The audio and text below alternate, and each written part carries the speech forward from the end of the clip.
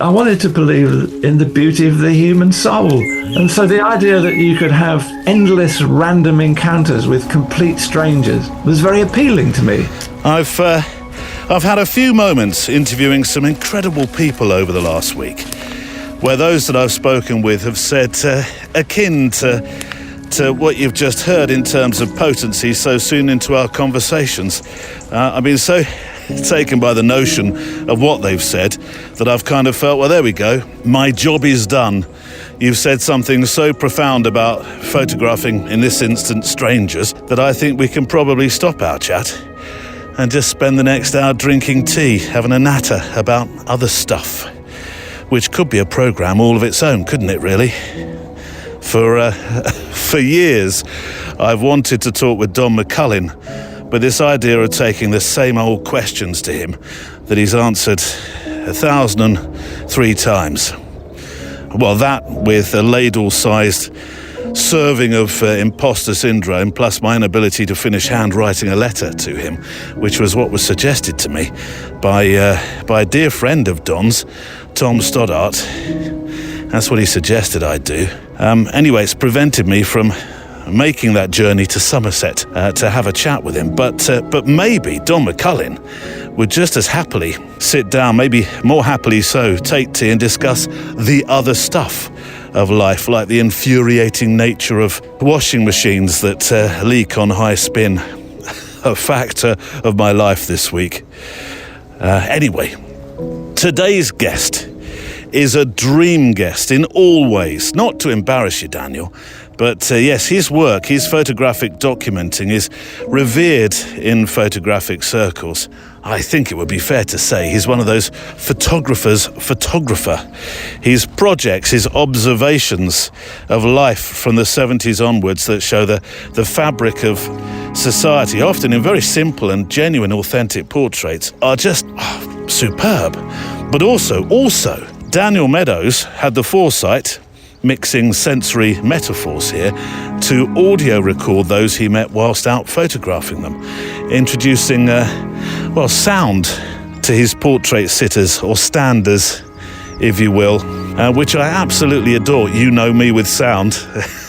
By the way, on the show page today, on that note, before I forget to mention this, there are a good few videos to support some of the names and the things that you're about to hear about today. So if you're going to go to the show page, don't just take the links at the top. Also, take a moment, and this isn't a single Garibaldi biscuit moment, this is a whole, probably a half packet's worth of Garibaldi's, because there's some videos there, some documentaries that are well worth a watch. Anyway, Daniel Meadows has spent his life working collaboratively to record British society using photographs, audio recordings and short movies. And he is also the architect of this superb idea of putting a bed, a darkroom and a photographic studio into a 1940s double-decker bus and touring it to meet and photograph as many people as he could to document British life, which has become an historic gem. And we talk about this wonderful idea of enjoying, as the show title suggests, random encounters with strangers. Today on the Photowalk. Seeing Bruce Davidson being this incredibly controlled, very gentle, but nevertheless determined person making these extraordinary, beautiful pictures, whilst at the same time being patient and thoughtful. And I thought, ooh, that's documentary photography. That's something that is brilliant. Anything can happen once you start a conversation. I just had this sort of vision of being like Cliff Richard in Summer Holiday, and then being able to drive into a place and everybody comes out singing and dancing and glad to see you. And I want to believe in the beauty of the human soul, you know. That's Daniel Meadows, my guest today on the Photowalk. And before I give you a flavour of today's mailbag, thank you to our extra milers and mpb.com who sponsor this show and keep us here week on week. MPB or mpb.com, if you're using it as the website, is where you can safely buy and sell and trade quality used photo and video gear online, and you become part of the circular economy. Right now, as camera bodies are currently in high demand, MPB have increased the amount you can get paid for the camera you send in. Here's how it works. You go online to mpb.com, You click the button at the top of their website that says Start Selling and Trading, and then you just follow the very easy instructions where you're prompted to enter the model name of the camera you're selling or trading and click a box for the appropriate condition. From there, your kit is collected from your front door, and then MPB pays you for your camera gear within days. And the bonus is, as we've been saying the last few weeks, if your gear is in better condition than expected, they will automatically increase the amount you get paid. The average seller earns £700 every time they sell to MPB. So if you're looking to sell or trade used camera gear, MPB's price commitment provides the right price up front with instant quotes that are guaranteed for 14 days, and you never get these horrible hidden fees. So make more money by avoiding those seller fees when you sell to MPB with a price commitment that gives visual storytellers like you, like me, the right price up front for our kit. I'll have a link on the show page today. And a big mention for new news now from MPB. They've just launched a special Netherlands-focused or dedicated local platform for those that live in Holland. So congratulations to MPB. I know we have listeners in the Netherlands for whom this is going to be great news. On the show today then, do you remember Tony Lorenzo? Of course you do. He's the man who bought a photo of a family from the 1930s, these pictures in a box in a market, which then became this real detective story. Well, Tony is back. He found the people in the picture for the 1930s and the little girl in particular whose name was June, but now he's been buying pictures in Italy. There's a letter about mushrooms. Neil, you be careful now. No, these are pictures of mushrooms in a way that's really very, very clever. And also, we'll talk about a road trip that's going to be an absolute life tonic in a moment. And later on, a reminder of the assignment with an invite to come to Scotland for a week with me and a handful of other special friends who I know you'll get along with, because they like to stop once in a while and just take their time making a picture. Right, shall we walk? It is a photo walk after all. Checklist out. Coffee, check. Garibaldi's, oh, check. Walking boots, check. And an audio recorder, because you never know who you'll meet along the way. That's pertinent to today's show. Check. Let's walk. Last week, our walk took us to Greenham Common, where you and I have walked before together. And I was finding parts of the Common, the former United States Air Force and Military of Defence Air Base, that I hadn't otherwise found. I also, later in the day actually, had a coffee with somebody who knows a lot about where I'm walking today. Told me all sorts of stories that I'm saving. I'm saving them up for when we do maybe a more specific Greenham Common walk, where perhaps I'm walking with my good friend Giles, and we talk about the history of some of these places like Greenham Common. But one thing that I have found here, which are dotted around this, how many acres is it? Is it 1,000 or is it 100? I don't know. I've probably got the wrong zero. I've got too many zeros or not enough zeros. But on this disused airbase, you often come across items that have just been, well, these ones have been left. They're kind of a mark of what was here before it. And so often you find other things like this that are amongst bramble bushes or have been consumed, taken back by nature. This is an old fire hydrant, which has been many colours by the looks of it. It's been red, then it was yellow. What does it say on the top? No, it's just open and closed signs, but it does look funny, just out in the middle of nowhere. Let me get a picture for you. I've got my X100V with me. Pups, come back here. Barney's out with us again this week. Barnes, come here.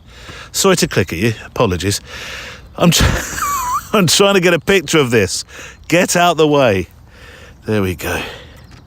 So, shutter speed 250th, f5, 160 ISO.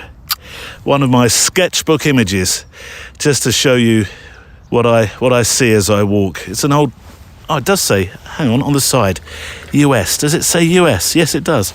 US pipe. So, yeah, not something that's homegrown. A fire hydrant, an American fire hydrant in the middle of English countryside. Let me get a picture of that. I wonder if it will pick up US pipe. It's quite rusty, those words. But, yeah, welcome along to the Photowalk. You're being fabulous with your letters right now. You really are. Thank you for your honesty, for what you share, your generous nature, your vulnerability at times. I greatly appreciate it. And I'm going to, as one of our American friends, Jim Trench, suggested to me this week, or was it last week, Jim? To embrace my inner American for a moment and park my self-deprecatory, I can never say this word. That's why I use derogatory in the wrong sense. Deprecatory. Anyway, park that Englishman for a moment in the tow-away zone and say what you feel. I think your letters and what you share at times is what makes this podcast. Admittedly, it's slightly longer listen than the success manuals suggest you upload. It is nonetheless what makes this podcast, your letters that is, truly different from any other photography podcast I know of. And I'm very proud of that. I'm proud of this and I'm proud of you. Oh, how did I do, Jim? I'm getting sweaty palms. Although I did manage to avoid the word awesome quite well, I thought. Anyway, let's stay in America for the first letter of the week. This is one from Corey Hovland. Greetings from Wisconsin land, good sir. I've only written into the show once, and that was some time ago. However, I know you like receiving letters in the digital mailbag, so I thought I'd contribute and share an upcoming adventure for my family and I. I hope you'll indulge me in some background first. My job as store manager of, shall we say, a coffee chain of some renown, has become an all-consuming nightmare for the last 6 months or so. It's invaded my life in every way. It's made it nearly impossible to focus on anything else and takes all my time and energy away from my family. The constant fear of that next inevitable text tone or phone call has caused me to have severe and debilitating anxiety attacks for the first time in many, many years. Without it sounding like a competition, Corey, go on, pups, this way. I entirely understand what you're saying. I worked for a boss that had me want to finish the phone off with a meat tenderizer one particular Christmas. Anyway, Corey says, in order to get myself healthy, both mentally and physically, to become a better husband and, most importantly, a better father to my 7-year-old daughter, my husband of 17 years and I have decided it is time to take a 30-day leave of absence. I absolutely have to leave the stresses of the job behind me and spend much-needed time with my family, a book, or a movie or two, sleeping, good Lord, in brackets he says, I need so much sleep, or whatever takes my fancy. The first week of my leave coincides with my daughter's spring break, so we've plotted an 8-day course down the infamous Route 66 here in America land. We're a bit nervous because my daughter's autistic, and this will be the first time we've taken a road trip that wasn't just point A to point B. Embracing the old school atmosphere and history of that famous highway, I just bulk loaded 28 rolls of 35mm black and white film to shoot on our journey. And of course I'll be taking along my Fuji XE3 as my trusty everyday carry. Or is it everyday camera? EDC. When we return, I'll have 3 weeks to devote to developing the film and spending time in my darkroom. Oh, this is sounding better by the second. Of course, it's inevitable that I'll end up making many cliché photographs of abandoned buildings, rusty cars, and empty stretches of highway. But I'm really looking forward to documenting in photographs my daughter and my husband as we explore the sights and the sounds and the birds, as my husband has recently become rather obsessed with birding. It's becoming a bit of a theme on this show, actually, isn't it? We'll be going as far as Flagstaff, Arizona, and drive a bit north to visit the Grand Canyon, and then we'll head back home. I hope to have some images that I'll be confident enough to share on the show page when we return. I unfortunately have quite the extreme case of imposter syndrome. 2 mentions already of that. Thank you for taking the time to listen to what's become a rather long-winded letter. Hope to share updates if you'll indulge and permit me. Well, number 1, don't worry about the long letter. You know me. I love to hear from you. Number 2, yes, please. And I'll do yes as big capital letters, bold, underlined, in a non-serif typeface. Can you feel it coming back at you through the ether? Because I would love to hear about your journey. Gratefully yours from Corey Hovland. Corey, I will be leaving your Flickr link, if that's okay, on the show page so we can see your work ahead of these updates you're going to send in. Hint, hint. So, yes, please, update photos. Very welcome. And I have to say, you, sir, your family, actually, and your film camera, living the dream, living my dream. Oh, I've always wanted to. I know this is oft said, so I'll oft said it along with the rest that oft say it. I've always wanted to take a road trip on Route 66. I really have. Next year we're planning a trip to India, and I'm very much looking forward to, I say looking forward to it. It's not quite yet finished in the planning stages and decision stages, but the year after. What about Route 66, eh? I'm mapping out our photographic adventures for a few years to come. But I look forward to seeing what you've done, and I look forward to the first of what you call cliche finds along the way. May you find, Corey, many rusty cars. Just let them not be the one you're making the road trip in. Having said that,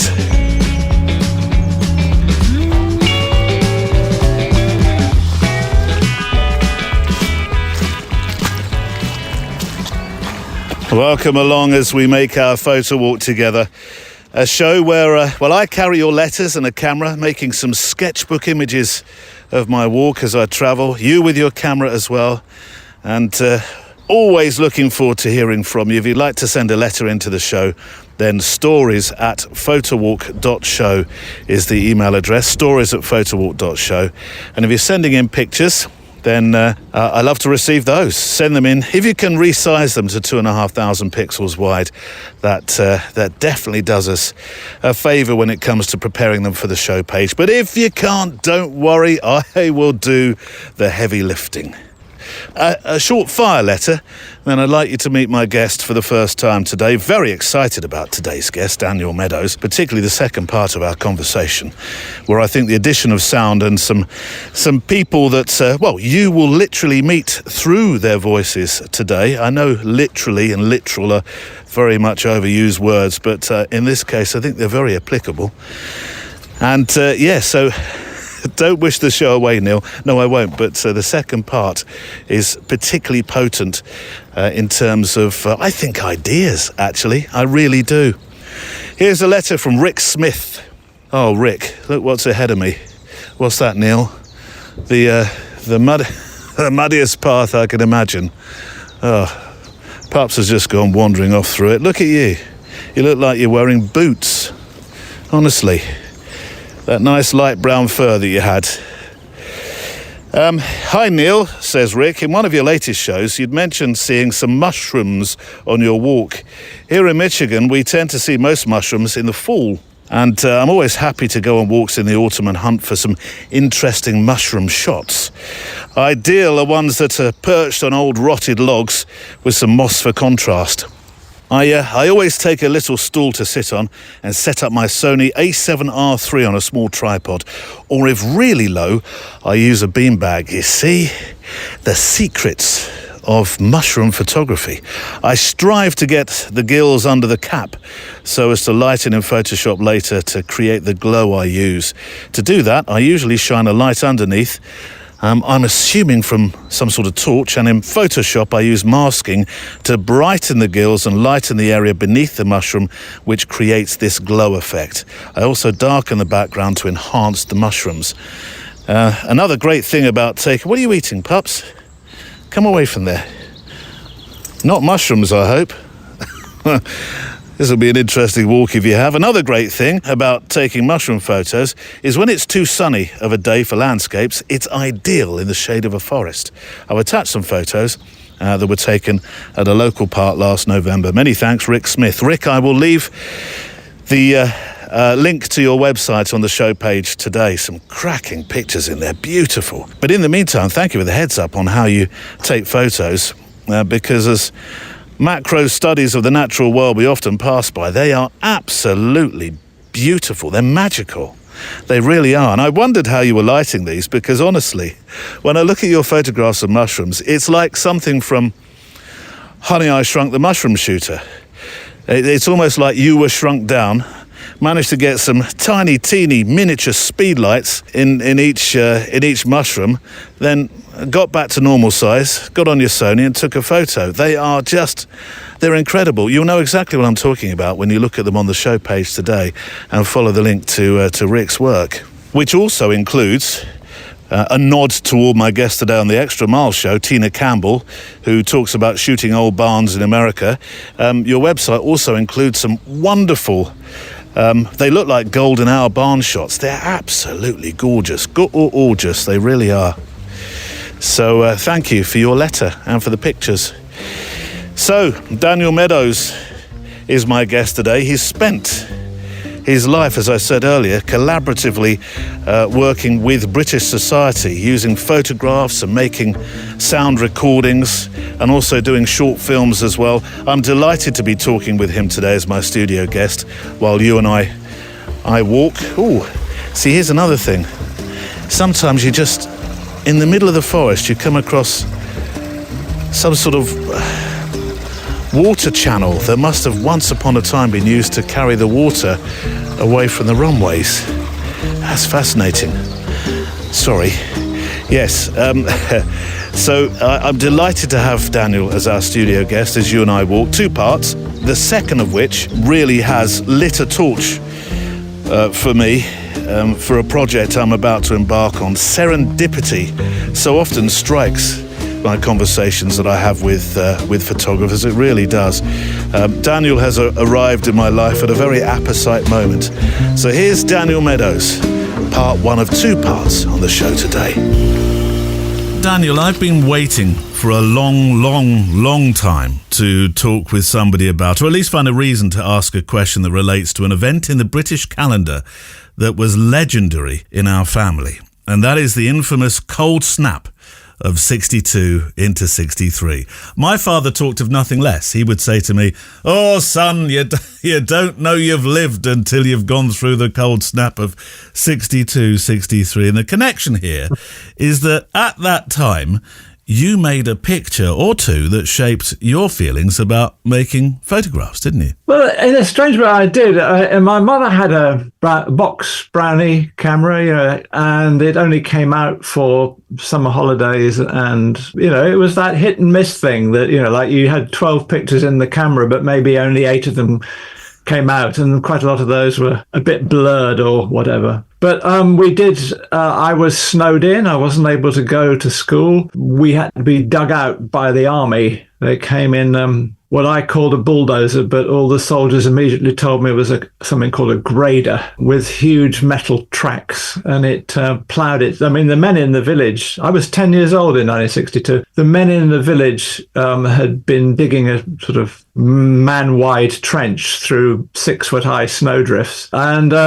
we were cut off completely. And my dad had been quite clever in that because he was the resident agent for the estate we were living on. It was a country estate that was gradually being broken up, the old kind of feudal autocracy giving way to a bit of modernity by then. But nevertheless, he knew every kind of route through. He knew the roads would be blocked, but he knew there was a way you could get through the fields because he knew the lay of the land. And he'd managed to get out in a Land Rover and buy lots of bread, which he brought back and distributed around the village. And the farmers were keeping the milk in their people's baths. People's baths, yeah. But I went out with the men who were digging one afternoon, and we were waiting for the army grader to come the other way. And I probably took the first pictures I ever took were of a gamekeeper with a shotgun over his arm, standing under a snowdrift to show the height of the snow.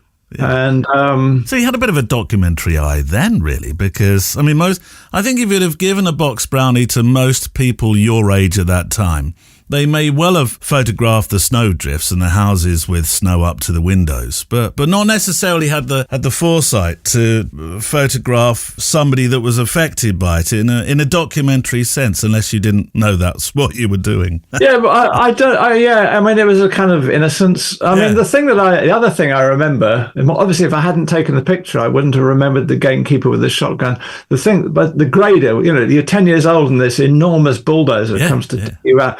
I remember it was a Caterpillar track, and it left these compressed lumps of snow in the road. I picked one of these up, age 10, and struggled home with this thing.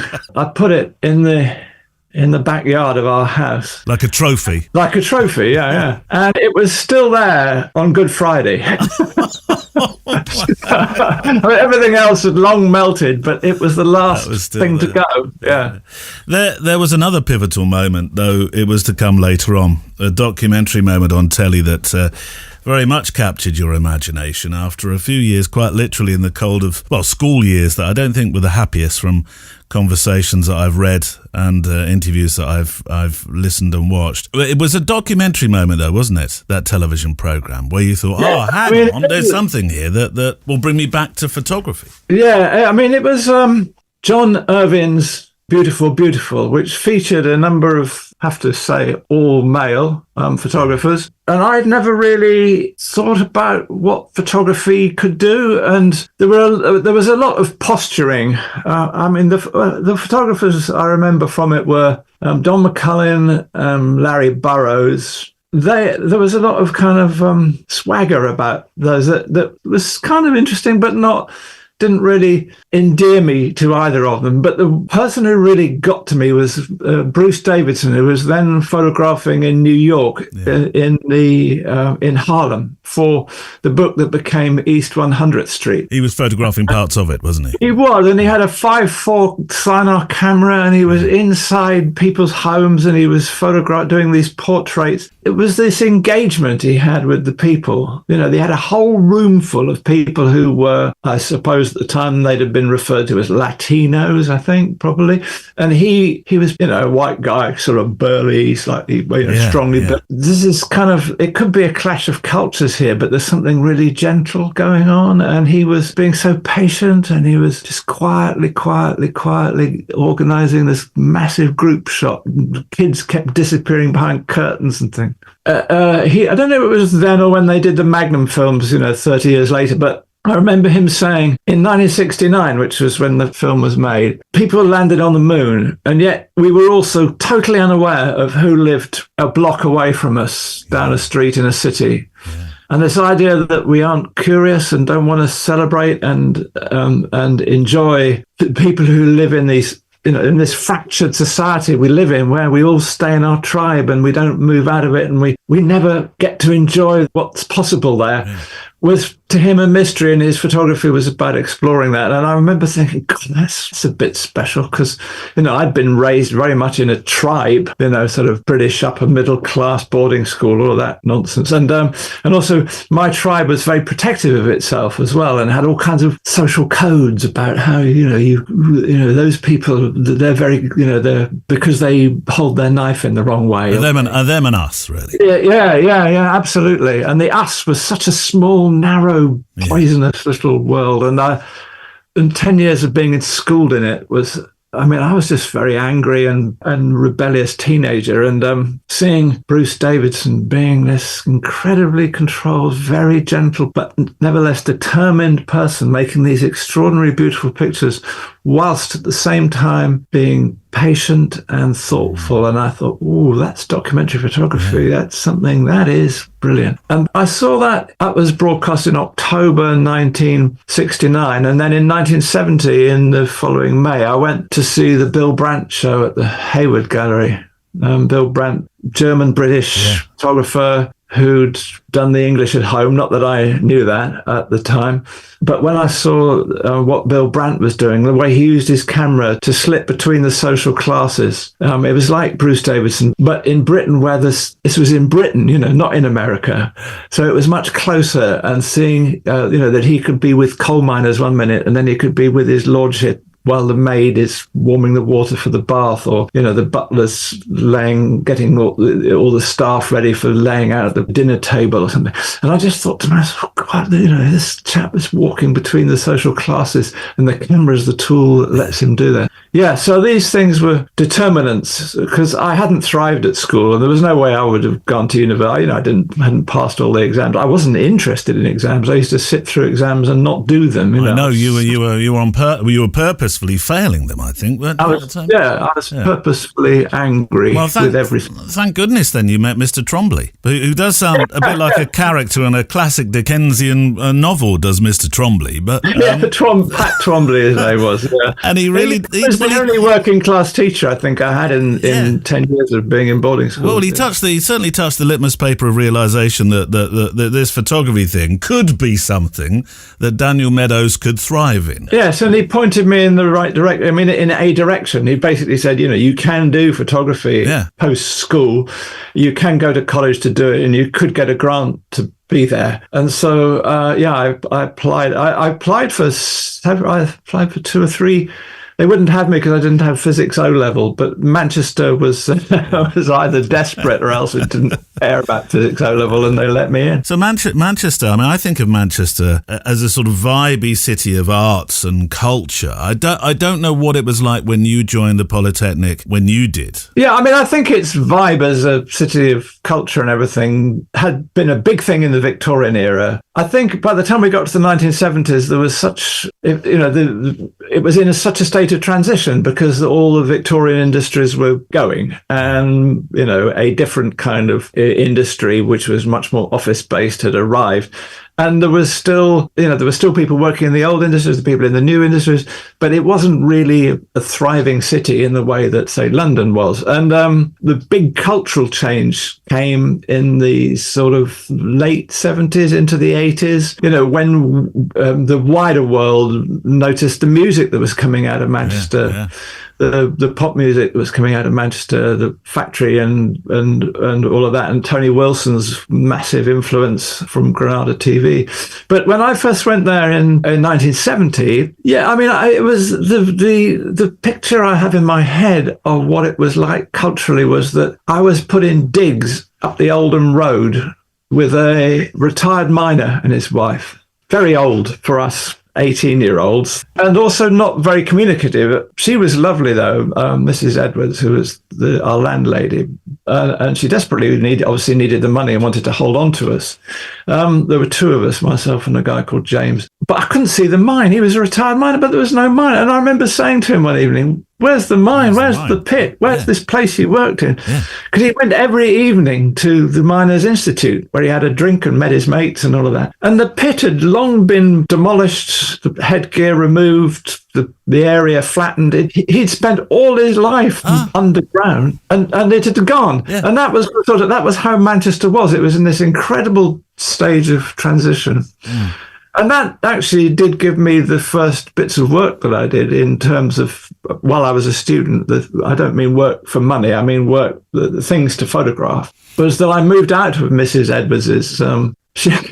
When she got wind of the fact that we really, we wanted to be on our own and didn't want to be looked after. She was lovely. She was absolutely lovely, but her breakfasts used to get ever bigger in an effort to kind of keep it. And I used to pray for an envelope to come in the post, big enough to shove a whole English breakfast into, so I wouldn't embarrass her by the fact that I hadn't eaten it. But she was, she was lovely, and it was awful breaking up with her. But I went to live in Moss Side. I suppose it was on the boundary between Moss Side and Whalley Range because it was cheap and it was all being redeveloped. Yeah. Massive mixed community there. There were many Irish going back several generations, and then overlaid with people who'd come from, particularly from African Caribbean roots, one way or another. And then there were a lot of South Asians, India and Pakistan. There was a Polish people. There was a real mixture there, but it was being churned up because it was being redeveloped. Massive urban regeneration, taking down all the Victorian housing, building new walkways in the sky, and all that. It was sort of optimistic. Here's the new future. We're going to live in clean, airy things. I mean, we know subsequently that all went terribly wrong. Yeah, that wasn't where Graham Street, was it? The shop that you... Yeah, it was. Well, I've learnt now to call it Graham Street, even though I've called it Graham Street for years. Okay. But the locals still call it Graham Street. It's Graham Street, right. Isn't all there in the way that it was all there when I was photographing there. No. But yeah, I mean, I didn't know how... I had Bill Brandt and Bruce Davidson in my head, but I didn't know how to be that. They weren't so much influences in that I didn't want to copy what they were doing, but I liked the approach, and I thought, how can I apply that? And then somebody showed me Irving Penn's Worlds in a Small Room, and I thought, I could have a small room, because you could rent shops for almost nothing that were about to be demolished. So I rented this little barber's shop, and the idea was that instead of me imposing my values and whatever onto locals, I would just have a shop and it would just say free pictures. Come and have your picture taken free. People would come in and they'd chat, what's this about? Why is it free? Da-da-da. And it was like, I'm a student. I'm just practicing and I want to try and I need some people to photograph. I also want to document this place before it's all pulled down. But if it's entirely up to you. And then it would start off with children mostly. People would bring their children in to be photographed. So they thought it was like a family shoot to start with. And that wasn't at all what you wanted to do, was it? What I really wanted was to believe that human beings weren't all nasty like the ones I'd grown up being schooled by. I wanted to believe in the beauty of the human soul. Yeah. And so the idea that you could have endless random encounters with complete strangers was very appealing to me. I started doing my first audio recordings there as well, because people would come in just for a chat. Yeah. And it was just gentle. And I had a girlfriend called Shireen at the time, and she used to be very good with chatting to people. She's a very good chatter. And that was great for me because it meant I could concentrate a little bit on the cameras and the tripod and the background and the light, whatever lighting I had. And I wasn't a great photographer. I was a second-year Polytechnic student, But you were finding this mixed media as it became known. And that's what fascinates me a lot about I'm an audio man. I love audio. So you're preaching to the choir when it comes to talking about the fascination of hearing the voice behind the still photograph. Was there a particular influence for this side of your work? There were two really big radio influences in my head. One was that I used to escape. For my 12th birthday, someone gave me a transistor radio and there was a shed in the garden. And I used at home, so if I was at my parents' house, not in the school term time, I used to go into this shed in the garden and listen to the radio a lot. And the voice that came out of that radio that stuck in my head was Ray Gosling. And he's a person who has a checkered history in radio, but I loved Ray's voice. I loved the way he talked. I liked the way that he never took the piss of people, but he had a very ironic take on life. And he always looked at the world from the bottom up. I admired that, there was courage in there and adventure and surprise. He wasn't somebody who interviewed people on the basis of the tribe they belonged to. He interviewed people with this lovely sense of happenstance, like anything can happen once you start a conversation. I loved that. I really his voice was in my head. Later, I got to know Ray quite well, but as a boy, he was in my head. And then another person who was in my head was, we had a music teacher at one stage, Miss Tyler, and it would have been about the same time as the snow. And there'd been a whole series of radio programs called the Radio Ballads, which had been produced by a man called Charles Parker. One of the things that Charles Parker did was release his programs as records, and they were on the Argos label. And Argos label. I remember Miss Tyler singing The Fishing to us I was in the choir, and the choir listened, because there's a lot of music in it, but it's lots of people's voices talking about the herring fleets on the east coast of Britain. A man called Jack Larner talks, and this went into my head very, very much. The radio ballads of this strange. They had Ewan McCullough and Peggy Seeger making music at the same time as Parker was out there with the first of the portable tape recorders, which was called the EMI Midget, and he was out there in the field making what he called actuality recordings. And then he'd edit these and pull them all together and put out a radio program that was. I don't know how they were. They must have been like an orchestra, because you had fishermen talking, you had audio tape, which would have probably been tapes, although there might have been some audio discs around as well. Then you had a little orchestra of these musicians all singing and playing instruments. And it was a kind of magical thing. And that you can still hear them on YouTube. They're very good, the radio ballads. I think about 8 of them. So you were making your portraits at Green Street, and you were audio recording where you could as well with people.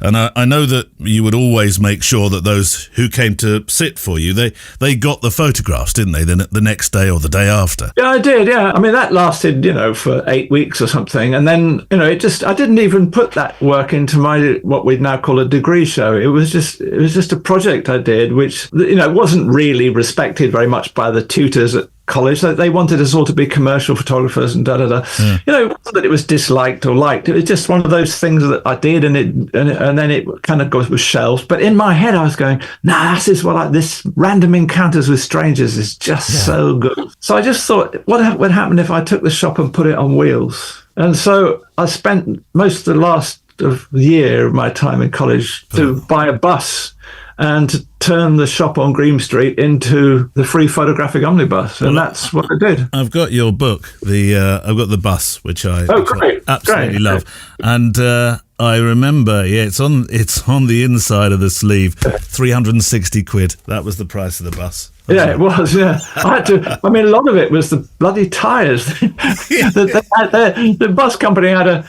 contract with Michelin, and Michelin charged me almost as much as the bus for the tyres. Oh, I would have thought that would have been one of your sponsors. We'll come to that in a moment. I visited York last year, and I made a programme and passed by where the Famous Impressions Gallery had been, and that's of course an important part of your story, because it's where you first exhibited pictures from a project that was about Butlins. You work with, I know you studied with Martin, or Martin studied with you. It can be both ways around. Was that exhibition a co-presented one between yourself and Martin Parr? Yeah, we did 2 bits of work together, Martin and I, and the first was Butlins, which we did in the summer of 1972. Yeah. We both needed money to get through the summer holidays. We needed to earn money. I wanted to earn some money so I could kind of prime my efforts to raise sponsorship, by going around knocking on people's doors and writing letters and sending out a brochure and stuff. So I was trying to save some money. Yeah. And Martin and I had made friends with Andy Sproxton and Val Williams, who'd put out a kind of all points call. They'd said, young photographers, contemporary photographers, we'd be interested in exhibiting. And we went to York, and at that stage they were living in an ambulance, and they were exhibiting in the corridor of a leather goods. Oh my word! And they said, we like you guys. You're fun to be with. If you want to shoot something over the summer and bring it back to us, we'll consider exhibiting it. So by the autumn, they'd opened up in the Shambles upstairs behind the market, and it's really only a couple of little rooms upstairs. And in one room that November they had Frank Meadows' Sutcliffe pictures from Whitby, and then in the other room was Martin Parr, Daniel Meadows' Butlins by the Sea.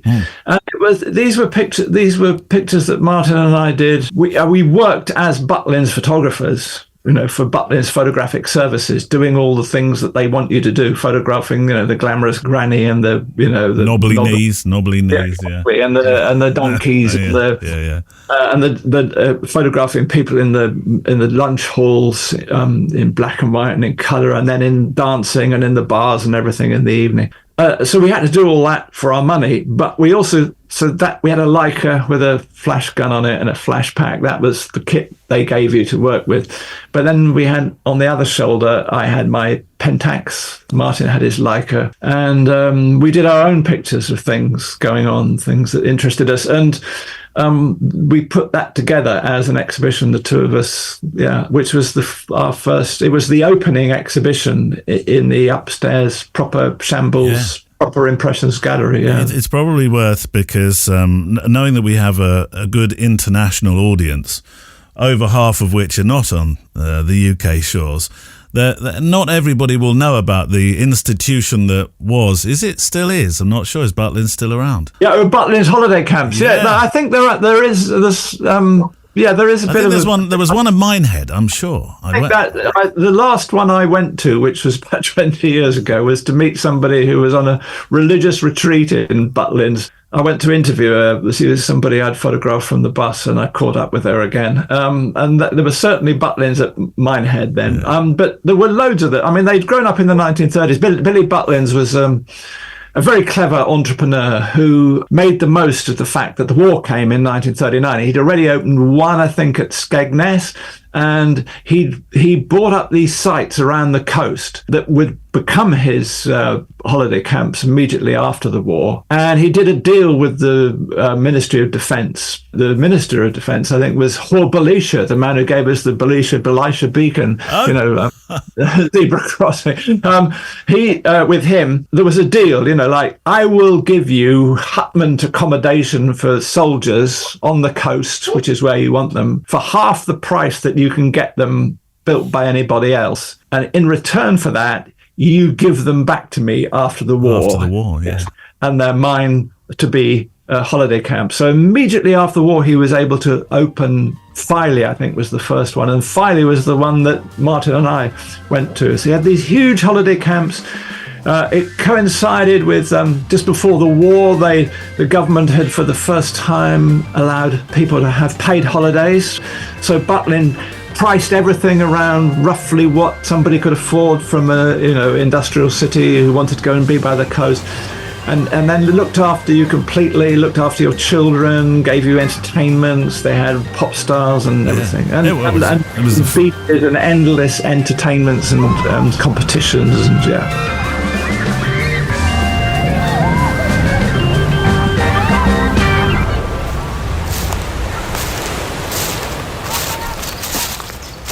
And Daniel Meadows returns for part 2 of his story shortly. I'm in Woodland. Some lovely mature trees in this part of the woods. They all overlap with each other. Our friend Mally Davis would have a field day at this moment. That's 2 mentions in 2 weeks, Mally. Invoices on the way. But look at this. He really would. I'm not sure that I'm going to be able to... Let's put my letters down. I'm not sure I'm going to be able to do the layers any justice. I'll have a go through the forest here. So in the foreground, there's this there's a wonderful sort of fork coming out of this tree, and then there's one right at the back that it's beautiful for all its very complex branch structure or structures that it has. I'm not quite sure what to focus on, the back or the foreground. I think I'm focusing background. F5, 1/2/5, ISO 250. There we go. Another sketchbook, which I shall put on the show page today. Right, can we do some housekeeping, please? A few important mentions. First up, Scotland. The second week of the Scottish retreat has been taking bookings. First week filled up, boom, straight away. So I decided, let's go for a second week. And some bookings have been received already for the second week. There's only 4 places remaining this year, just 4 across the 2 weeks in total. So the second week, these are the dates for your diary, the 15th to the 21st of September. We're staying in a glorious retreat bunkhouse in Inverness, Scotland, which we've used the last couple of years. It's not actually in Inverness. It's on the Black Isle, which is close to Inverness, which is very easy to get to by road, train and plane. It's one of the reasons why we go back, because it's just so easy to reach. And within minutes, you're out in beautiful, incredible scenery. Some of the best the Highlands has to offer. We've been running the retreats in Scotland for, as I say, a few years now, and we try for those that do return to have a mix of what went before that was a lot of fun with a bit of new. And this time, as well as spending time in the darkroom learning to make an art print from some film shooting on day one, we'll be learning together, mentored by a professional writer called Merrin Glover, who's she's written for the BBC actually.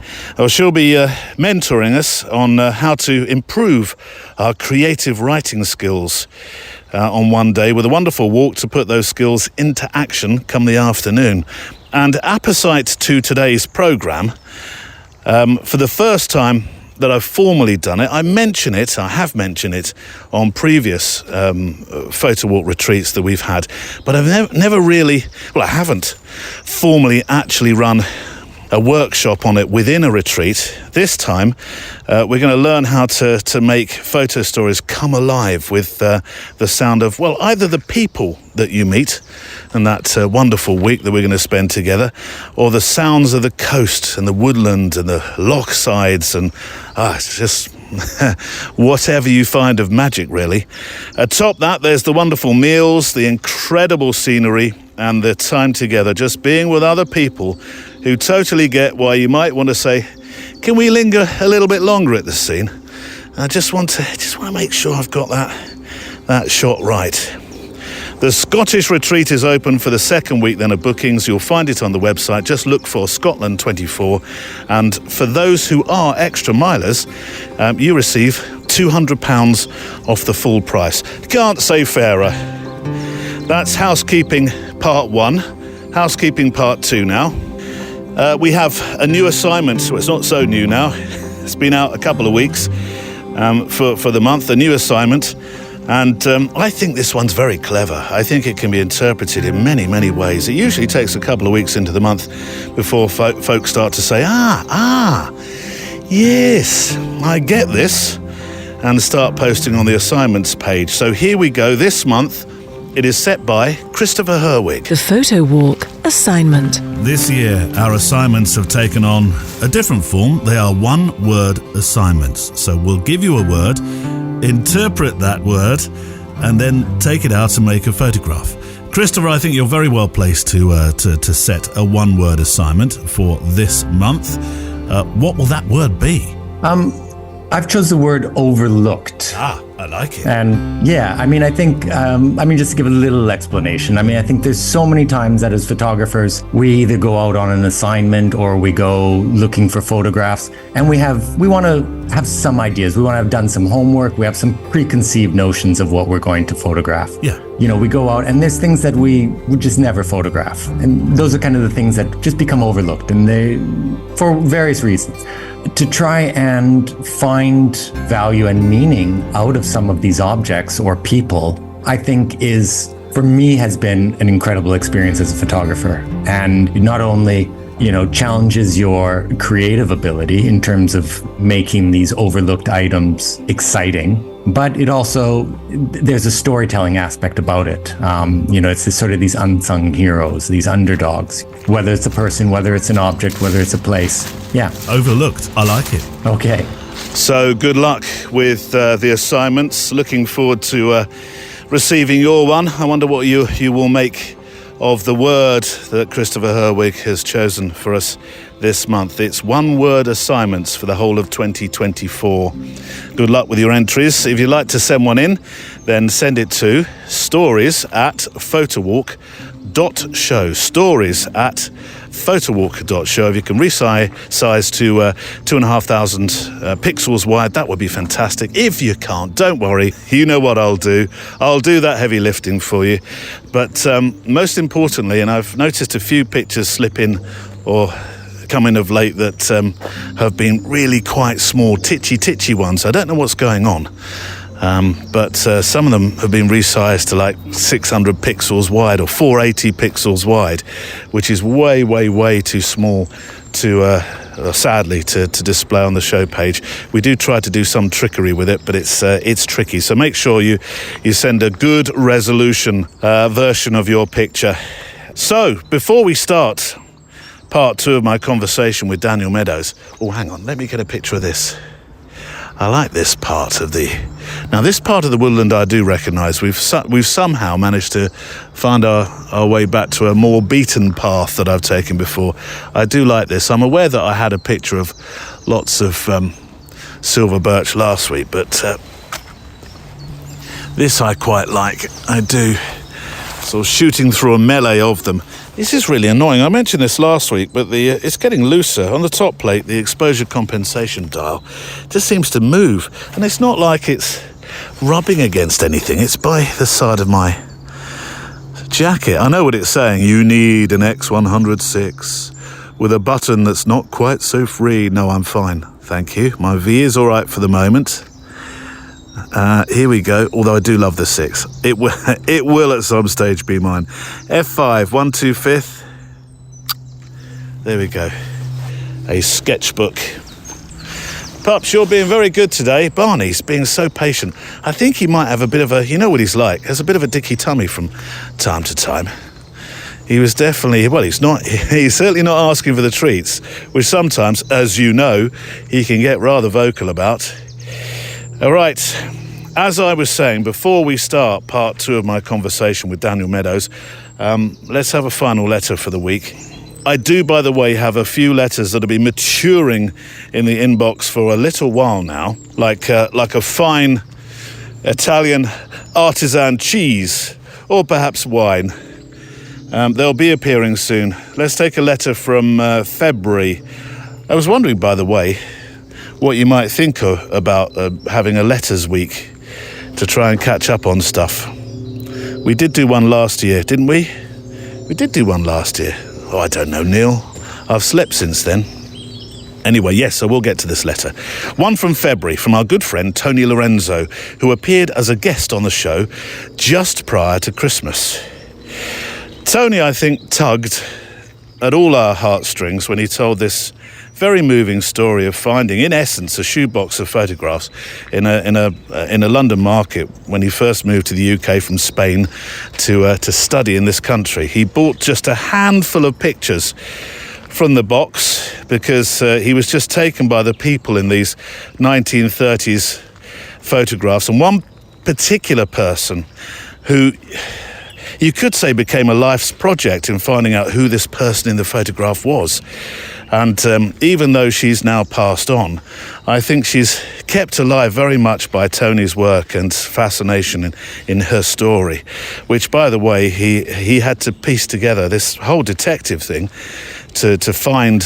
June was the girl's name in the end that he found the picture of in the shoebox. He had to piece the whole detective story together from scratch. It was just incredible. I'll leave a link to the episode. I don't think I've said too much as a spoiler, but there was a side-running story to the piece as well in the form of Tony's own family and how he was finding pictures to, sort of form his own family album that he never really had.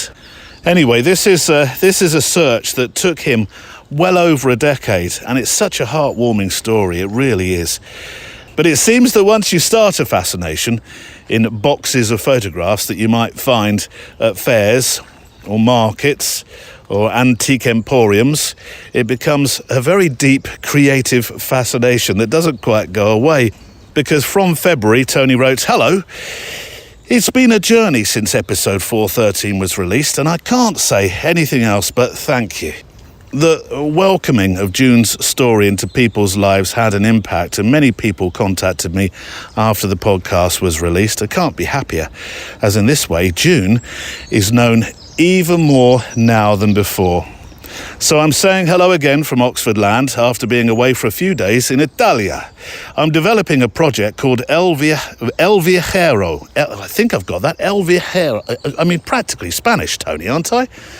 El Viajero, which is the name of a poem from a Spanish poet and talks about being away and building up a chosen family. I might have been a bit strong in the middle of the pronunciation there.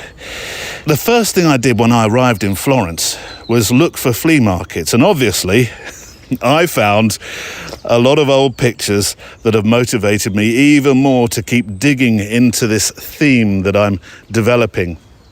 Attached then to this email I've added some pictures, including the one bought in the market, in which you'll see a lady with her eyes closed, facing up toward the sun. I found it really quite special, as on the back it's written, "I close my eyes and I think of you. 17th of November, 1927. As always, the age of the picture, the fact that it was taken with the purpose of being sent to a loved one, and the fact of finding it in a flea market made my mind add it to my own story and my project.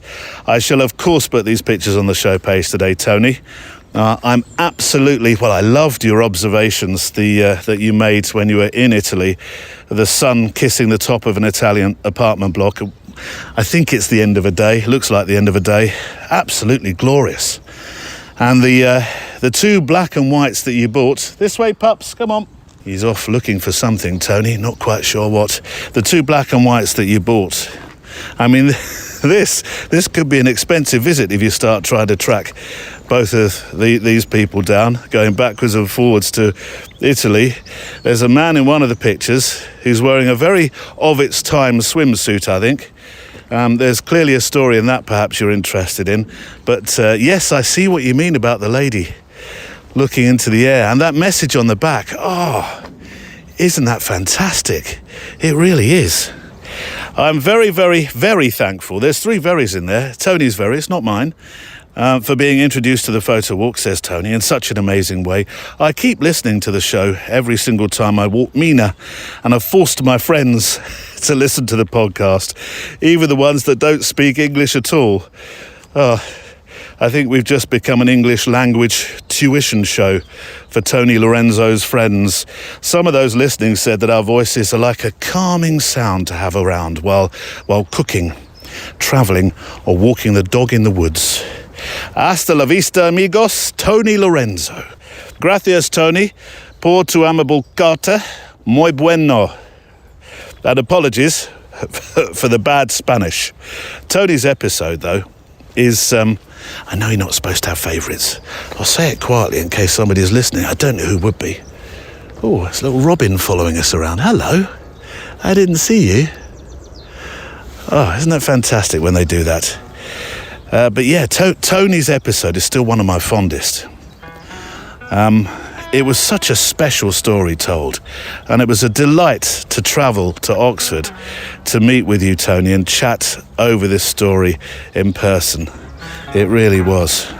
Now, this may sound like too obvious a cliche in terms of shoehorning in introduction to part two of my conversation with Daniel Meadows, but this part of the conversation is also very precious personally because I'm embarking on a project, so I am, that involves speaking to the people of my local town for a particular special collaboration with a very good friend of mine, which I shall tell you about another time. It's not the right time this week. Anyway, it underlines everything I feel about the importance of sound and how it can live alongside still pictures as a wonderful partner to the senses. We rejoin Daniel and part two of his story by climbing aboard a bus.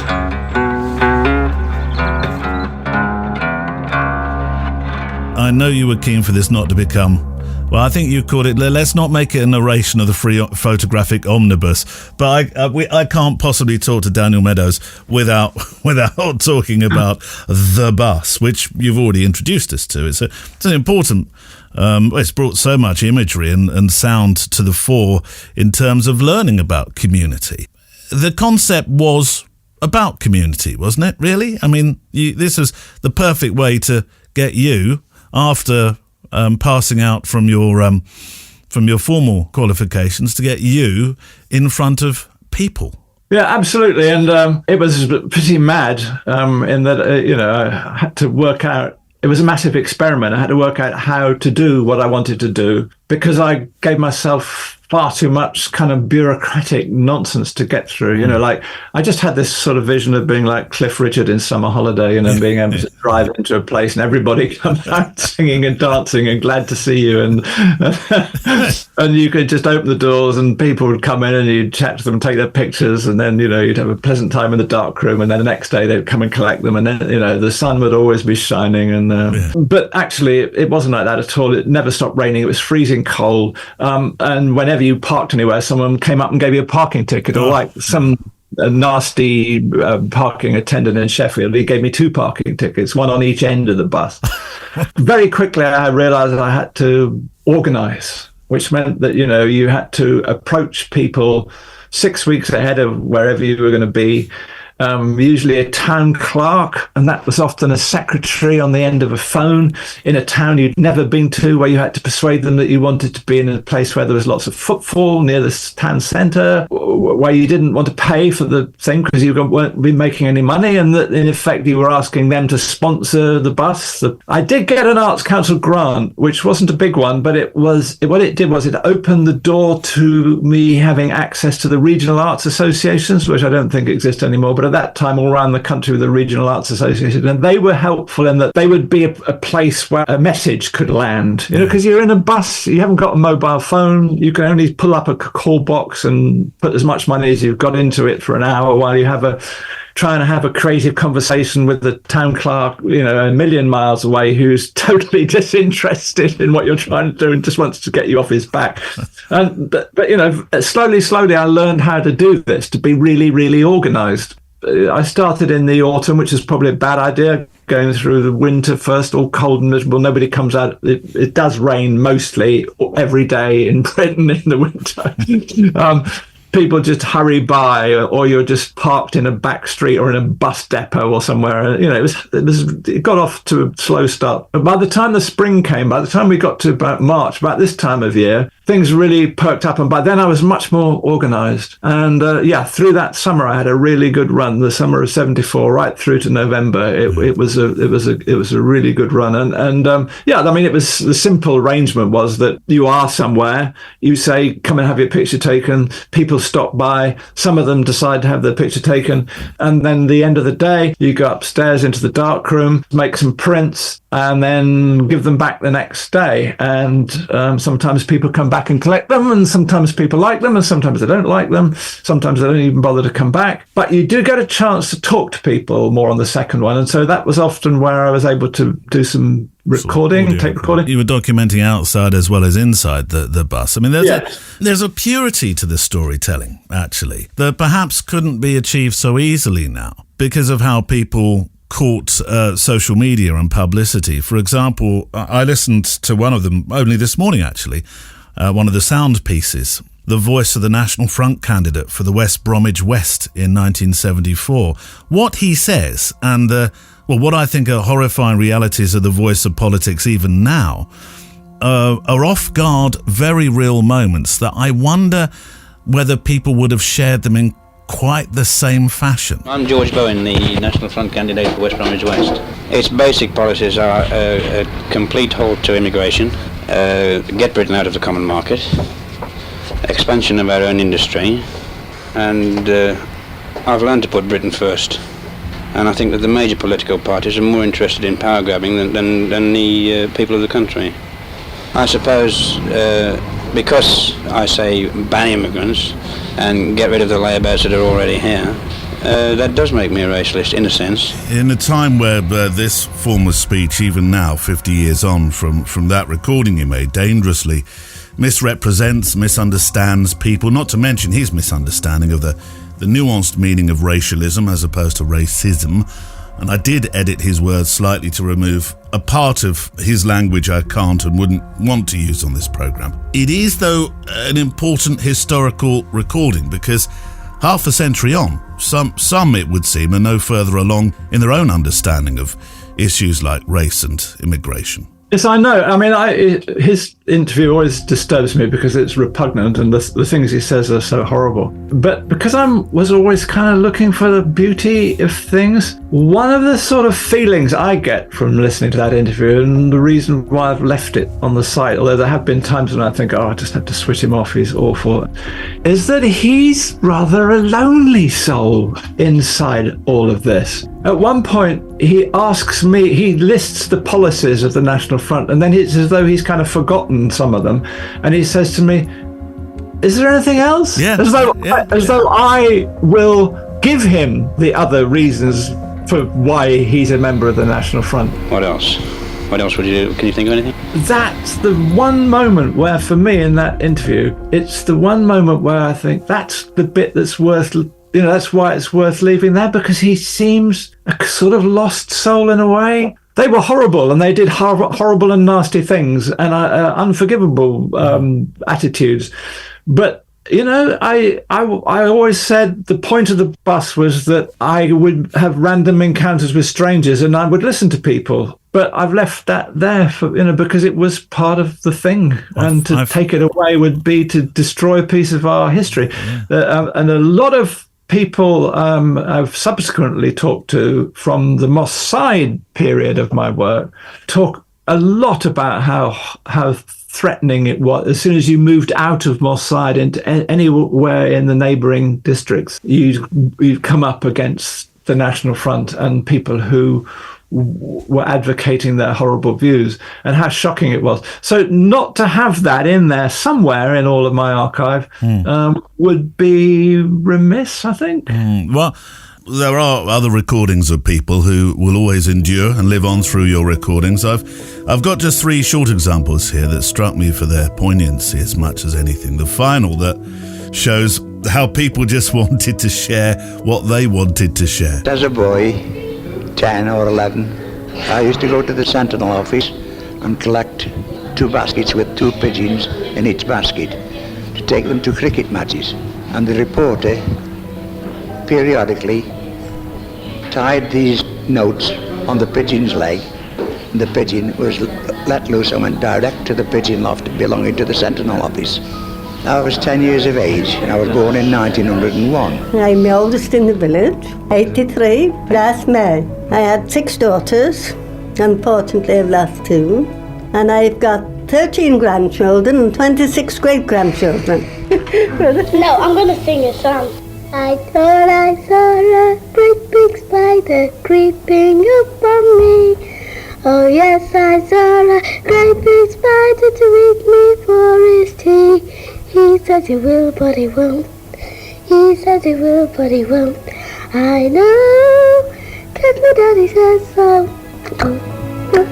It does come back to this purity of the storytelling that people felt that they could share in such openness. I wonder whether people are a bit more guarded about these days. I'm not necessarily talking about those with political views. I'm talking about anybody that might think, well, where's it going to go? What's going to happen? Yeah, well, times have changed, haven't they? I mean, this is 50 years ago. I'm 72 now, and I was 22 then. So it's it was another time, and people. Even I wasn't as media savvy, and people are very media savvy now. I mean, I think all of my documentary life, I've been experimenting and developing, trying to find a way of helping people to give a considered narrative of themselves in a media form. And the tragedy, I think, with the way everybody uses social media is that it often isn't considered. They've got other values.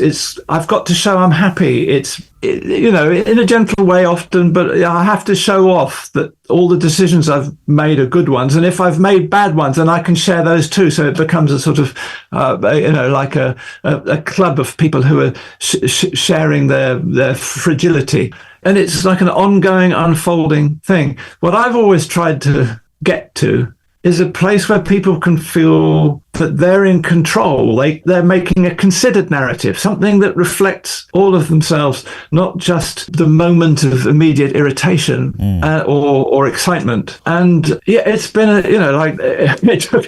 don't know that I ever really achieved it, but that's what when I look back, that's the whole audio side of things has been that journey, really, from the open conversation towards the controlled, considered narrative. Well, the audio side has followed you through through your work, I'm going to dance a little forward, perhaps a lot forward, actually. As you know now, I've said I'm a sound man. This is my first life. Photography came to me in my mid-30s, actually, in any kind of professional capacity.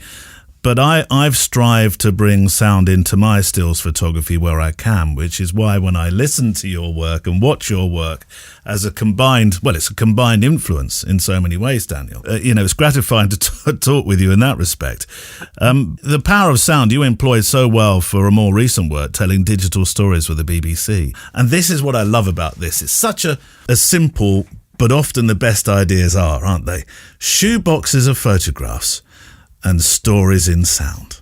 Yeah, everybody in the photography world thinks of me as Daniel and the bus, despite all the many things I did as a photographer. Yeah. But most people don't have, and in the photography world, don't have any grasp of the work I did with digital storytelling, which started around the millennium and ran through to about 2006, which is the work I'm most proud of. Basically, I was working out of the Centre for Journalism Studies at Cardiff University.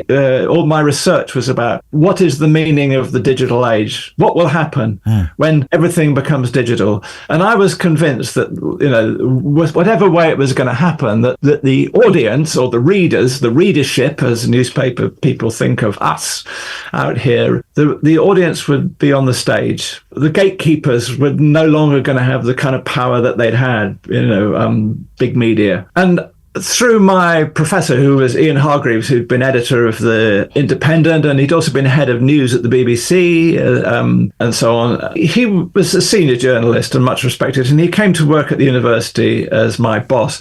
And he helped me pitch the idea of doing a digital storytelling project to the BBC.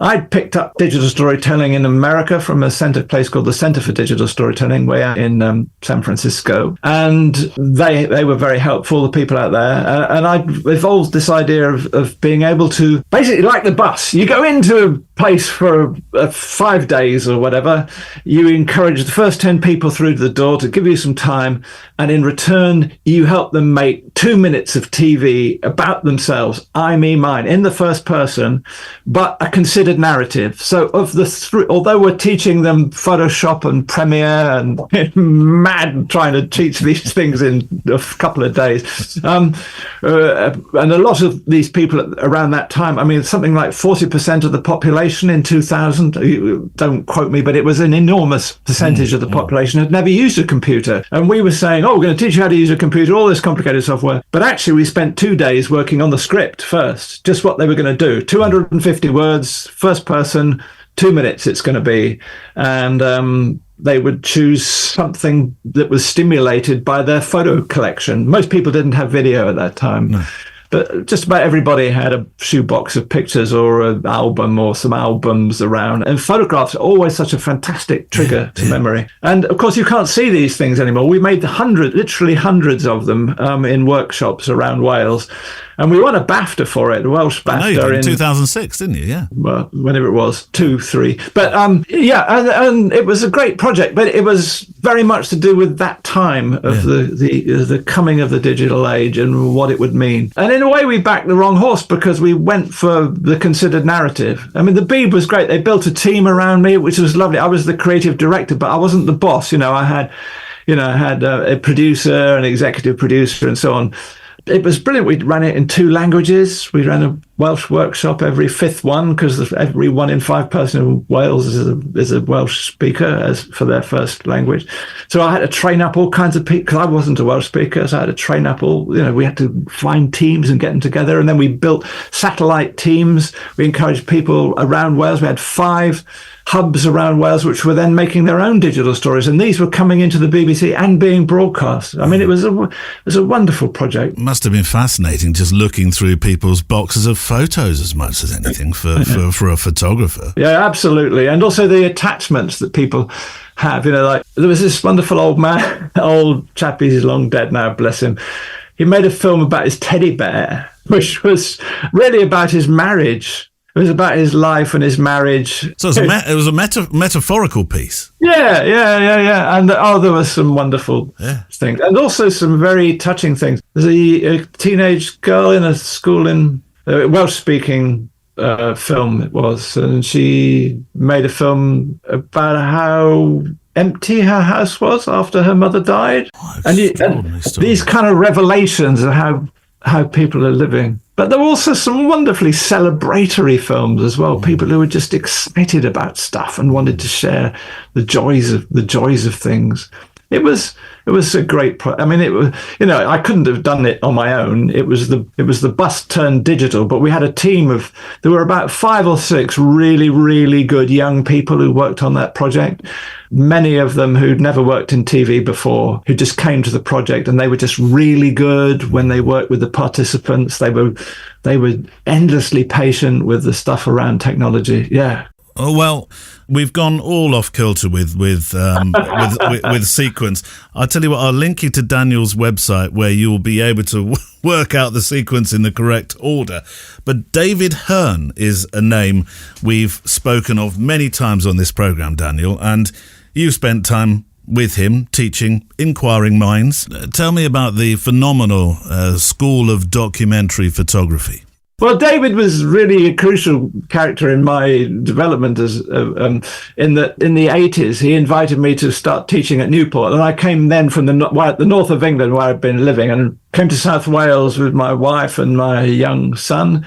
At that stage we had 2 young sons. In fact, at that stage we ended up with 3, and moved to Newport, and I began teaching on the documentary photography course, which is just the greatest photography program I'd ever had anything to do with. David had thought it through really well. We had what was lovely about it was that the students were a complete mixture. There were unemployed, middle-aged steel workers on that course. There were kids off the Youth Opportunities Programme. There were graduates from Oxford and Cambridge, and there were a good mixture of men and women. And it was just brilliant. And so many good young photographers came through that programme, and I still see their work around. And I just think David set up something that was very special, and I was just very, very happy to be invited to help him deliver that course. Yeah. I remember there was a guy who became a very good sort of stringer photographer in South Wales, a guy called Jeff Morgan. Jeff worked a lot for The Guardian as a stringer in South Wales, made pictures to a very high standard. But I remember saying him at his interview, and I remember David saying to him, "So why have you decided to become a photographer now?" And he just said, "I want to take control of my life. I've been made redundant 4 times and I'm only 26 or something." Wow. And he had a family and so on. And if I run my own business, I've got more control of my life. And I've always wanted to be a photographer. And this is, you tell me you can train me up to be a photographer, and I'm going to see if I'm good enough. It touches me enormously that was possible then. I think it probably wouldn't be possible in the same way. You'd be saying to him, you've got to do a foundation course, or you've got to have these qualifications or that qualification. Well, it was an enormously successful and much talked about period of photographic educational history. One of the reasons for the range of people who were lucky enough to get on this course, particularly those who were either retraining or using redundancy to reshape their lives, was the political landscape at the time, and how the steel works and the mines and so on were shutting down, or certainly downsizing. And it was the Thatcher period of British history. And I know you were not a particular fan of Mrs. Margaret Thatcher, but you did find yourself photographing her, didn't you? I did, yes. It was so weird, really, yeah. While I was working at Newport, I had a young family, and teaching, just about paid the basics. But I used to use my holiday times to work in the film industry to raise money to fund my documentary project, which at that time was a big thing about suburbia in South London I was doing. It was a book called Nattering in Paradise that was published at the end of the 1980s. And I think there was something to do with one of the publicists for the book or something was involved with another publisher who needed a photographer to photograph Mrs. Thatcher for the fact that she'd been in power for 10 years in Number 10. And lots of photographers had turned it down, saying they weren't interested in public relations for the Tory party. And I certainly wasn't interested in public relations for the Tory party, but I was interested in meeting Mrs. Thatcher, I have to say. It was quite funny because I said, okay, the way I keep my independence is I want to own the foreign rights for these pictures. You can have the rights for the book, that you're paying me for, but I want the foreign rights for the for the pictures. And they said, okay. So I photographed her twice, once in the Houses of Parliament in her office, and then at number 10 in her chintzy drawing room. But it was the day of the Lockerbie. It was a horrible Christmas. It was the Lockerbie air crash happened, and she was having to give a statement in the Commons. And so although we had an appointment for whatever it was, 4:00 in the afternoon, this statement ran on. And I think she'd almost forgotten that I was coming.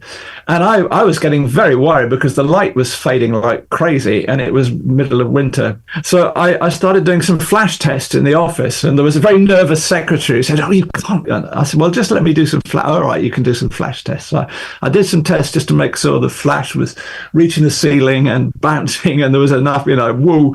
And then I sat there waiting for her to arrive. And then all these pictures obviously had to go off and be vetted by the publisher and by number 10 and everything. And eventually I got a phone, when the book was published, I got a phone call from a picture editor on a national newspaper magazine saying, oh, I've rang to congratulate you on the handbag photograph. I said, the handbag photograph? What's that? He said, you're the only person who's managed to get a picture of Mrs. Thatcher's handbag, on her desk like that. It's just magic. How did you do that, And I hadn't realised, these flash texts that I shot, her handbag was on the desk, and it was like the symbol of Mrs. I've always been a pretty clueless journalist.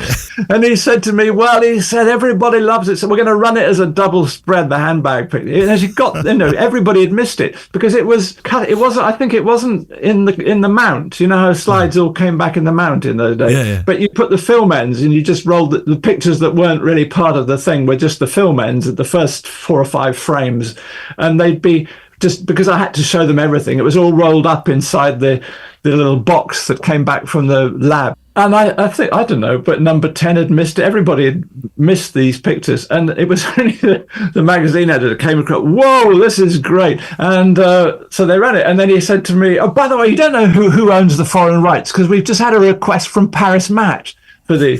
So I said, well, actually, I own It's you. the foreign rights.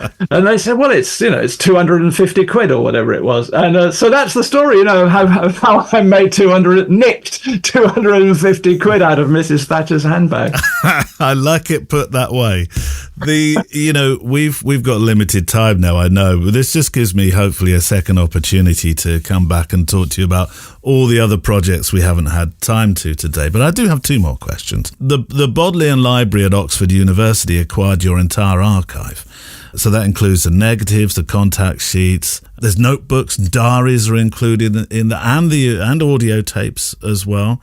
That must have been quite the decision. And how does that affect your ability to use your own work today? Well, 2 things happened at the same time. I was diagnosed with multiple sclerosis in 2012. And at that point, it really took the skids from under me, and I realised I wouldn't be able to go about doing the things that I'd been doing and wanted to do more of. And also, it really messed about with my hand-eye coordination, and my photographs just got worse and worse. And I was first approached by the Library of Birmingham. It's a long, boring story I won't go into, but for Pete, except to say that Pete James, the late Pete James, was an absolute legend of curation, who was the curator of photography at the Library of Birmingham. He was so helpful in helping me to understand what I needed to do in order to prepare my archive, how to catalogue things, and how to make certain you had a bunch of scans of the images that you really cared about before you let anything go. And and I put them on what was called deposit in Birmingham Library. Then Birmingham City then went bankrupt, and Pete and everybody lost their jobs. And there I had an archive in a library where nobody could see them, and I was getting pretty desperate. And then, thanks to the intervention of Colin Ford, who'd been the founding director of the National Museum of Photography, Film and Television in Bradford, Colin intervened on my behalf and went to the Bodleian, and he said, Daniel's work's got to come to you.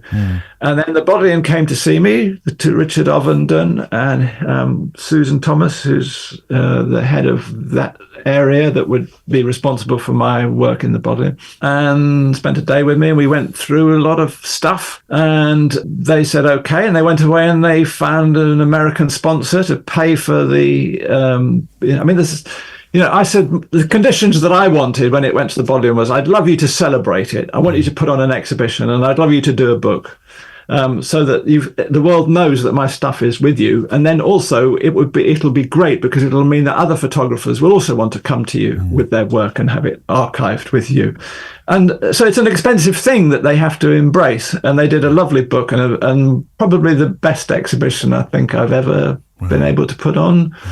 Was there. They did it. It was they let me design it, and they had the Schwartz family foundation from America. They put up the money for the exhibition and the book and the acquisition process, and and it was great. It was lovely. That was just before lockdown in 2019. And so the archive is all there. What does it mean in terms of what I can use? I own the copyright to everything. So if anybody wants to use something commercially, they have to pay me for its reproduction.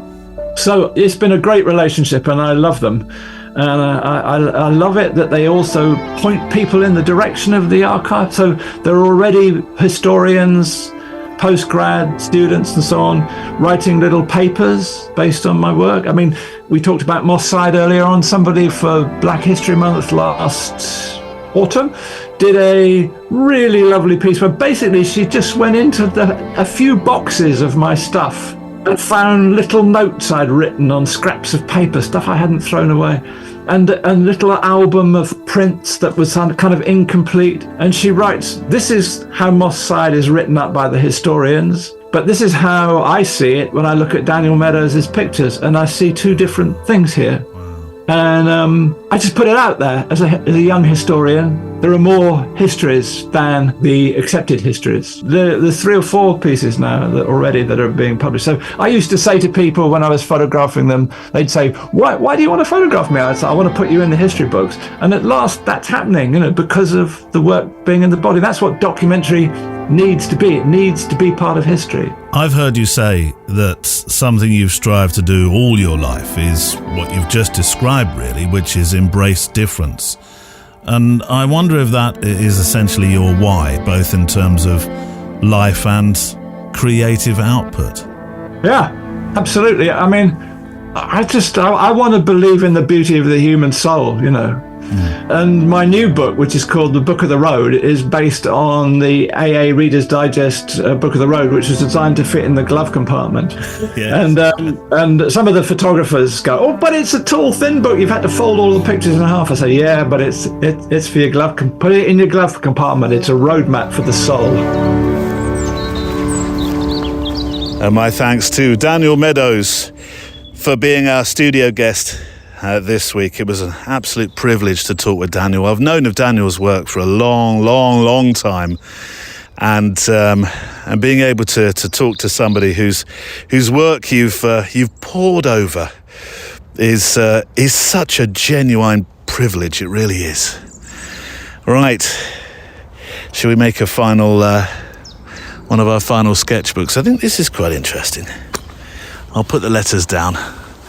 There's not sure. You know how sometimes you see things and you think, oh, will I do this justice when I actually make a picture of it? It's just, in essence, it's a birch that's just sticking out the top of lots of younger ones below it. I just quite like it for the shape. It really is a sketchbook. Just something I've seen along my walk. Here we go. Shutter speed's a bit higher because I'm pointing up towards the sky. It's a bit of a bleh day in terms of the sky, though. It's a bit featureless. There we go. I shall, we'll see, as my mum used to say to me. We'll see. Will it be a good picture? I don't know. We'll see. I got a note in. I apologise. I've been doing this off the top of my head for not saying your name now. I'll come back to it maybe in a couple of weeks' time, but I got a note in saying, you only ever seem to take one picture. Well, it's a sketchbook. It's nice sometimes to take a bit longer. I do sometimes take 2 or 3, but you're right. I tend to, with my sketchbook images, I tend to walk along and see what's taken my fancy and make one single image of it. In sketchbook terms, anyway. Who was the famous photographer that used to take just one single picture when he was out doing, well, essentially sketchbooking? Can't think of his name. Probably best I don't compare my pictures to his anyway. Oh, it'll come to me in a moment. While I'm trying to think, if you can't wait until next Friday and would like to walk a little bit further together, then the Extra Mile Edition 424, which now matches the edition number that this is there waiting for you on our Patreon channel. It's part of that channel where our wonderful community of supporters, our walkers and photographers who want to help keep this podcast here and alive week after week, make a modest and generous monthly or now annual contribution, because you can do it that way as well. This week on the show, sustainability strikes. But it's okay, I think I've got this one. Sounds a bit cryptic, Neil, I know. If you're an extra miler, you'll understand and hear why. A little more about exhibiting your work, pictures of home. And Tina Campbell, who's one of our extra milers, because I like you to be the stars of these special editions that we have on the Extra Mile. She joins me to talk about how photography has been a mindful superpower in her life. On this week's Extra Mile. It was usually when we were on vacations, and so I would take pictures of where we were, and that sort of began that love affair of being outdoors and capturing it, capturing the things that I thought were beautiful. And so it's just kind of grown from there. And then over time, it did become, I guess I strongly believe, because of what it's done for me, that being outdoors has so many benefits to our mental, physical, and emotional health. So I just feel that need to encourage other people to get out there and find that as well. I have a gratitude practice that I do every morning where I just list 5 things that I'm grateful for. And when I started this, I didn't want it to just be that, I'm grateful for my family, I'm grateful for my home. And obviously I'm grateful for those things, but I wanted to focus a little bit more on the small things. So I have found that has now bled into my photography as well. So when I'm out taking pictures, I really tend to focus in on some of the smaller, more intimate scenes. That's what tends to catch my eye. It's incredible to think that this Extra Mile show that we have is really a complete show all of its own. It's more than just a few thoughts. The Extra Milers, or the Miles, the Extra Miles, as we know them, they are a podcast all of their own. So if you'd like to walk with this particular episode of the Extra Mile, you'll find the link on how you can do it and how you can become a member on the website. Plus, you can now listen to the shows. Well, you've always been able to do this, actually. But if you're joining us for the first time, you'll be delighted to know, if you love your podcast app, then you can listen to these Extra Miles on your regular podcast app. Clever stuff. Our PS to the show is to come, but before that, we need a play-out song just to make some final frames to, or think about what's been said today. And it's from Michael Shines. Now, we featured Michael quite a while ago now. He's an artist. I really enjoy Michael's music. The song is called Running Man. I suppose there's a sense of the run-in with a bus journey story, the open road, the freedom, and all that kind of sentiment. And to be fair, there's a line in there about putting 100,000 miles on the clock. But really, it's a song that I heard for the first time a couple of weeks ago. And I just thought, that'll make a nice play-out song. Maybe there's serendipity here in some sort of way. It's the song where you can make some final pictures by and think about what's been said. And at the end of the song, there's an instrumental break part, a bit like last week actually, that gives me a chance to play a minute of a forthcoming guest to the show, the American photographer Stephen Wilkes, who is absolutely celebrated for his work, in particular on a project called Day to Night. But remember earlier, right at the start where I said sometimes guests say something so profound about photography that I think we can practically stop our chat and just spend the next hour drinking tea and having a natter about other stuff. Well, I want to tease Stephen's appearance, which is in the next couple of weeks. I want to play you what I think is, well, some really special thoughts actually about making pictures, and it's some of the most precious thoughts I think I've recorded, and it was taken from just the opening 10 minutes or so of our 2-hour chat in the end. So anyway, that chat's to come in the weeks to come, but for the moment, here's our play out song from Michael Shines. Who could find on through all these doors, touring basement couches and living room floors, on to the next town, to the next show, 'cause I went and caught a dream and I can't let go. Been trying to break into some boys club, they got cigars in that dry rub. I'd love to sing them on my songs, to see what I got.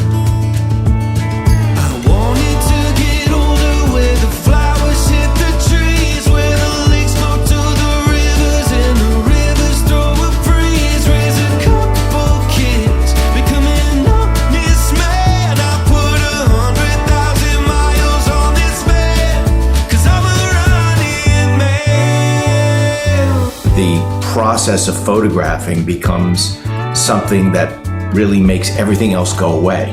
You're so happy in the act of photographing. It is such almost for me, a meditation in a way, that no matter what else is going on in the world, whatever troubles there are in one's life, those things seem to all just fade away when you are in the moment of photographing. And I think that that's been a great gift. And I always say to people that whether or not you're a photographer, it doesn't really matter. But I think the gift of looking at something and being in awe of the planet in a way, being able to see something that you have taken for granted or that you maybe never saw before, it is sort of an enlightening experience on so many different levels. And so many of us are so distracted today. You know, we're so connected. We are losing the ability in many ways to daydream and to have those experiences. So that's one of the things that I think part of my work is about. And in a way, it's a hidden mission, which is I want you to spend time looking. And so the more you look, the more you see. And when you do that, those allow me to tell you some stories that I'm really interested in sharing with you. It brings on something that I thought was gone. It turns the switch back on. I wanted to get older, where the flowers hit the trees, where the lakes flow to the rivers and the rivers throw a breeze. Raise a couple kids, become an honest man. I put 100,000 miles on this man, 'cause I'm a running man. I'm a running man. I'm a running man. I'm a running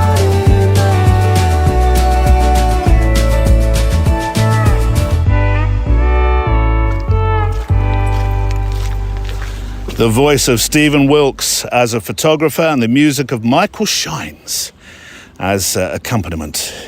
Just a few closing thoughts before the PS. My sincere thanks to you. If you're about to, or you are already an extra miler, my promise to you is to keep building this community of kindness. A safe place to share our thoughts about this thing we do, photographing and walking. And look at that, the sun's just come out. Gorgeous. That means this walk is going to go on a little bit longer yet. Definitely. Haven't seen the sun. What's this thing called the sun in the sky? Huh? We've not seen that for a while, pups, have we? On the show page, there are some very handy buttons to help you share the show, if you can do that. My thanks to Neil Ford, who looks after IT, Andrea Gilpin, who's across Instagram, Kelly Mitchell with Emily Renier, who pop in and keep an eye on what's going on and in the Facebook group.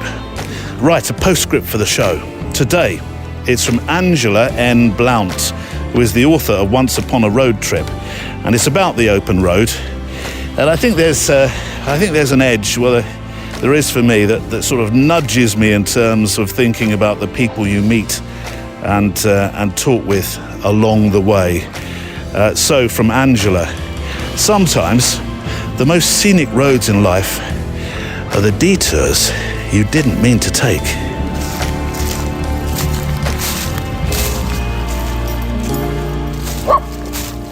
Oh, hello. What's the matter? What do you want? Do you want something to eat? Come on then. Come on. I know.